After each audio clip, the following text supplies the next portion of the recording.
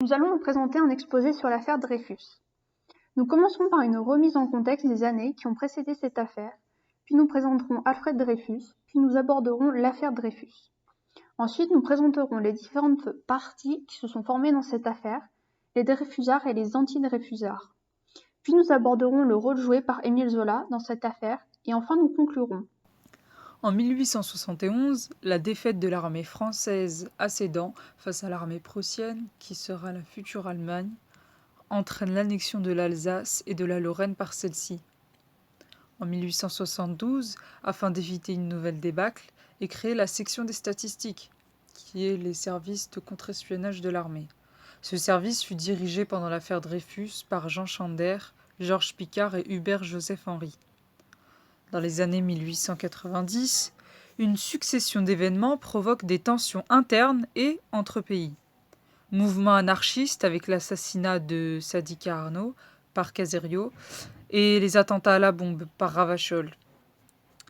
Une alliance entre la Prusse, l'Autriche-Hongrie et l'Italie, à laquelle se joint la Roumanie peu après, fut créée et nommée la Triplice. Un rapprochement franco-russe a également lieu, qui devient en 1907 la Triple Entente. Ainsi fut nommée la guerre des espions, dans ce contexte qu'apparaît l'affaire Dreyfus. Alfred Dreyfus est d'origine alsacienne et de confession juive. Il est né le 9 octobre 1859 à Mulhouse et est décédé le 12 juillet 1935 à Paris. Issu d'une famille de 9 enfants, dont seulement 7 vont survivre, Alfred Dreyfus a grandi avec comme mère sa sœur aînée Henriette, qui a remplacé sa mère qui était tombée malade lorsque celui-ci était encore jeune. La guerre franco-prussienne éclate en 1870 lorsqu'il est âgé de 11 ans. En 1871, l'Alsace et la Lorraine vont devenir allemandes, ce qui va bouleverser la famille Dreyfus. En 1878, il rentre à l'école polytechnique et deviendra officier d'artillerie à l'école Fontainebleau. En 1890, il est admis à l'école de guerre, puis devient lieutenant-colonel dans l'armée française et se marie à Lucie Hadamard. Ils ont 2 enfants, Pierre et Jeanne. Le 27 septembre 1994, la section des statistiques intercepte un document adressé aux Allemands, annonçant des révélations sur la défense nationale française. Sous prétexte que ce document appelé bordereau, l'écriture est assimilée à celle d'Alfred Dreyfus. Il est alors accusé d'avoir livré des documents à l'Allemagne. Dreyfus protesta de son innocence en vain.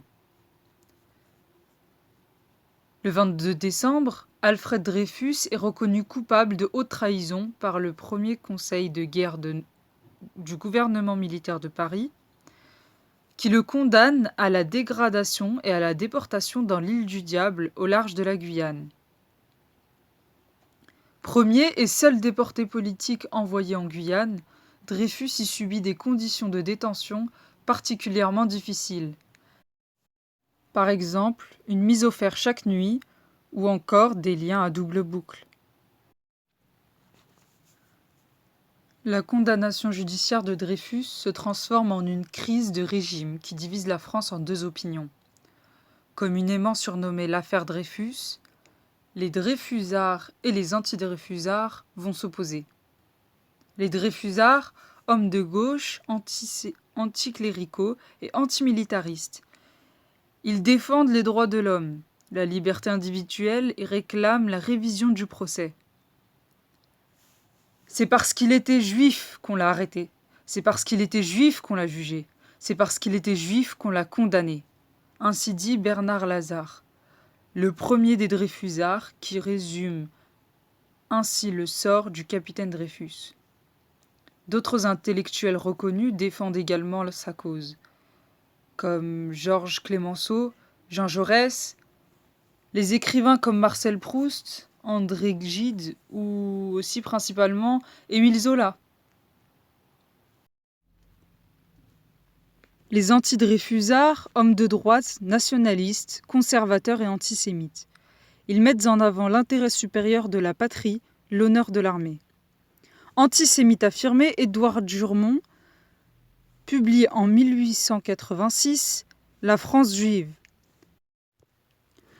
D'autres forment la Ligue de la patrie française, comme Maurice Barrès, Paul Déroulède ou Félix Faure.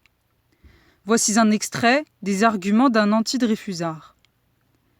Les Juifs n'ont pas de patrie au sens où nous l'entendons. Pour nous, la patrie, c'est le sol et les ancêtres. C'est la terre de nos morts. Pour eux, c'est l'endroit où ils trouvent le plus grand intérêt. Les 5 dernières années de la vie d'Émile Zola sont marquées par un engagement sans relâche dans l'affaire Dreyfus, alors qu'il est au fait de sa renommée littéraire. Sollicité par la famille Dreyfus et peu à peu convaincu de l'erreur judiciaire, Émile Zola finit par s'investir dans cette affaire. Dès 1897, il mène et publie ses contre-enquêtes qui suscitent de vives polémiques et dénoncent la presse, majoritairement anti-dreyfusarde. Celle-ci, par conviction ou par crainte de perdre son lectorat, ferme peu à peu ses colonnes à l'écrivain.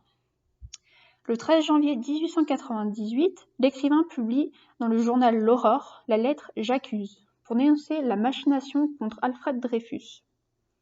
Émile Zola rappelle dans un premier temps les circonstances de l'affaire, la découverte du bordereau et la condamnation de Dreyfus, puis revient sur la révélation de la trahison du commandant Esterhazy, avant de dénoncer son acquittement scandaleux et d'accuser, dans une suite de litanies commençant par le célèbre « J'accuse », les ministres de la guerre, les officiers de l'état-major et les experts en écriture convoqués lors du procès d'Esterhazy, d'être responsables de la condamnation d'un innocent en acquittant un coupable.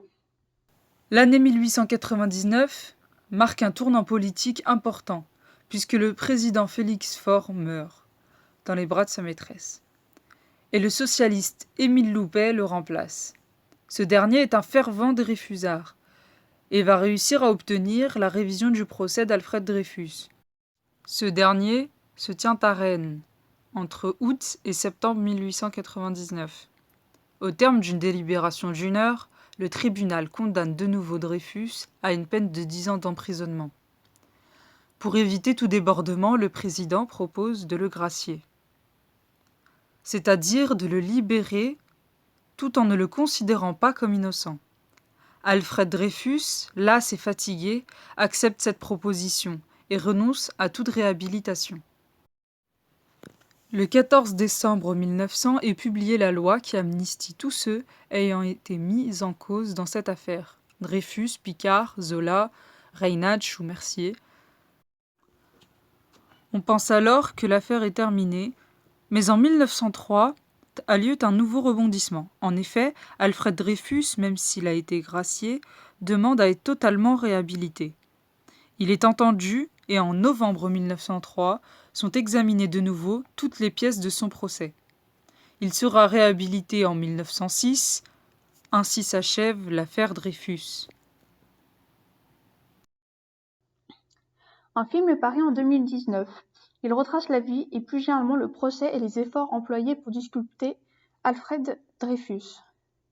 En 1898, durant son supplice, Alfred Dreyfus va écrire un témoignage, Les lettres d'un innocent. En voici un extrait. 5 décembre 1894. Te rappelles-tu, comme quand je te disais combien nous étions heureux, tout nous souriait dans la vie, puis tout à coup, un coup de foudre épouvantable. Dans mon cerveau est encore ébranlé.